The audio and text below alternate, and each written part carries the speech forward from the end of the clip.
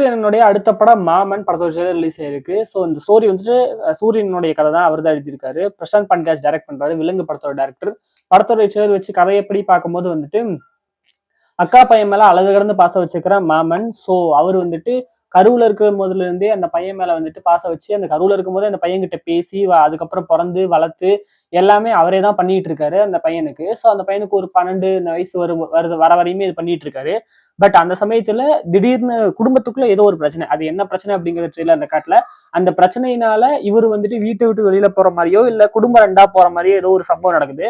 அதுக்கப்புறமா இந்த மாமா மருமக உறவு பிரிஞ்சிருது. அந்த பிரிஞ்சது எப்படி ஒண்ணு செஞ்சது, என்னென்ன ஆச்சு அப்படிங்கறத மீதி கதையை காமிச்சிருக்காங்க. ஸோ இதுல ஐஸ்வர்யா லட்சுமி வந்துட்டு ஹீரோயின் கேரக்டர், அவங்க வந்துட்டு அத்தை பொண்ணுன்னு சொல்லிட்டு நினைக்கிறேன். ஸோ நிறைய எமோஷன் கலந்த ஒரு ஃபேமிலி படமா இருக்க போகுது அப்படின்னு சொல்லிட்டு நினைக்கிறேன். கண்டிப்பா May 16 வந்துட்டு இந்த படம் ரிலீஸ் ஆகுது. ஃபேமிலி என்டர்டெய்னரா இருக்கும்.